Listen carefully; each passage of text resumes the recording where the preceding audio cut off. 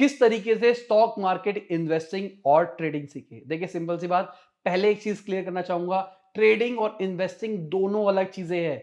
एक बंदा दोनों चीजों को नहीं बता सकता लॉजिकली, ठीक है। अब ट्रेडिंग का मतलब क्या है, डेली वाला सीन, इंट्राडे हो रहा है वो, एक दिन में एक शेयर कितनी बार ऊपर जाता है, कितनी बार नीचे जाता है, वो किस तरीके से जा रहा है, अब ये शेयर ऊपर जाएगा, ये शेयर नीचे जाएगा, ये चीज होती है, इसको कहते हैं टेक्निकल एनालिसिस। तो टेक्निकल एनालिसिस मैं भी प्रो नहीं हूं, आप सर्च मार सकते हो, मैंने एक छोटी सी वीडियो बना रखी है टेक्निकल एनालिसिस पे, शायद वो भी रैंक करती होगी। पर टेक्निकल एनालिसिस बहुत बड़ी गेम है, वो वीडियो में बस हल्की सी झलक दे रखी है मैंने। अब लोगों प्रो लोगों पे जाओगे, मैं अगेन बोलता हूं मुझे नहीं आता टेक्निकल एनालिसिस, मैं प्रो नहीं हूं। वो मेरा एक स्टूडेंट है, अब वो मेरा एम्प्लॉय था, उसके बाद उसने मुझे सिखाया टेक्निकल एनालिसिस की कैसे करना है, और जो उसने मुझे सिखाया मैंने वही वही चीजें वीडियो के अंदर बता के डाल दी बस। वो बेसिक ही था, मैंने कहा बेसिक ही बताइए, मुझे ज्यादा एडवांस नहीं करना है। और वो कुछ कोलैबोरेशन वाली वीडियो थी, पेड वाली, तो इस चक्कर में मैंने वो वीडियो बनाई थी, और जितना उसने मुझे सिखाया, जितना मैं समझ पाया, मैंने वो सारी की सारी चीजें उसमें डिटेल में डाली। पर कुछ भी नहीं है वो चीज, एकदम माया जाल है टेक्निकल एनालिसिस। टाइम लगता है, बहुत लॉस करना पड़ता है आपको इन चीजों के अंदर।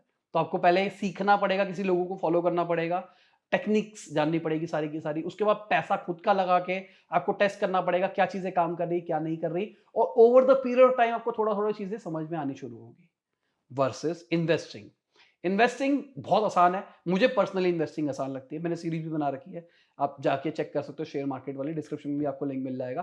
तो उसमें क्या करना है, उसमें आपको कंपनी को स्टडी करना है, ये कंपनी कैसी है, इसका बिजनेस मॉडल कैसा है, क्या ये प्रॉफिटेबल हो सकती है, फ्यूचर में ग्रो कर सकती है, कितना ये आपको रिटर्न देती है, कितना इसका प्रॉफिट आता है, और क्या इसका शेयर प्राइस है, क्या वो चीज वैलिड है या फिर नहीं है। बस ये कुछ छोटे छोटे पैरामीटर्स है, इनका कितना रेवेन्यू है, किस तरीके से इनका रेवेन्यू बढ़ रहा है, किस तरीके से इनका प्रॉफिट मार्जिन बढ़ रहा है, ये थोड़ी थोड़ी चीजों में एनालाइज करना है, खत्म हो गया फंडामेंटल एनालिसिस। अब यहां पे गेम है बड़ी, बड़ी इन द सेंस, आज आपने कोई शेयर लिया है तो फिर भूल जाओ उसको। अब आपको रोज नहीं देखना कि यार 1 रुपया बढ़ गया, 5 रुपए बढ़ गया, 10% बढ़ गया, 20% घट गया ना। अब हम बात करेंगे 5 साल बाद कि क्या हुआ क्या नहीं हुआ। आज रिलायंस आपको अच्छा लगता है, आपको लगता है फ्यूचर के अंदर रिलायंस ग्रो कर सकता है, मुकेश अंबानी सही काम कर रहे हैं, जियो फ्यूचर में अच्छा काम कर सकता है। अब मार्केट कहीं पे भी जाए आपको कोई लेना देना नहीं है, अब आपने वो पैसा डाल देना है और उसके बाद भूल जाना है। अंटिल अनलेस कोई बहुत बढ़िया गेम चेंजर आपको दिखाई दे रहा हो, पर भूल जाना है और चलते रहने देना है। तो इन्वेस्टिंग के लिए सबसे इंपॉर्टेंट चीज क्या है, पेशेंस। आपके पास पेशेंस होना चाहिए कि भाई मैं वेट कर सकता हूं, दिक्कत नहीं है मुझे मार्केट के छोटे मोटे उतार चढ़ाव के हिसाब से। और एक चीज और है जो कि ओवर द पीरियड टाइम को समझ में आएगी, टाइमिंग। टाइमिंग मतलब किस टाइम पे आपको शेयर्स खरीदने चाहिए, किस टाइम पे आपको बेचने चाहिए। ये भी इन्वेस्टिंग के अंदर, मतलब लोग कहेंगे ट्रेडिंग का पार्ट है, पर इन्वेस्टिंग के अंदर भी ये बहुत ही अच्छी चीज होती है। आपको कई बार ना एनालिसिस हो जाता है ये कंपनी अच्छे तरीके से ग्रो नहीं कर रही है, इस फाइनेंशियल क्वार्टर में ये गंदा रिस्पॉन्स दे सकती है, आपको ऐसा लगता है, तो आप सेल ऑफ कर सकते हो, पैसा आ जाएगा आपके पास में। और उसके बाद जब मार्केट घट जाएगी और आपको फ्यूचर में लगता है कंपनी अच्छी है ही, जब उसका मार्केट नीचे चली जाएगी, आप फिर से अपना पैसा लगा सकते हो। तो जैसे कि रिलायंस की बात करके चलते हैं, तो रिलायंस कुछ 1500-1700 रुपए के आसपास में था एक शेयर, और अचानक खबरें आनी शुरू हुई ये लॉकडाउन वॉकडाउन की, तो बहुत सारे लोगों ने अपने शेयर्स बेच दिए।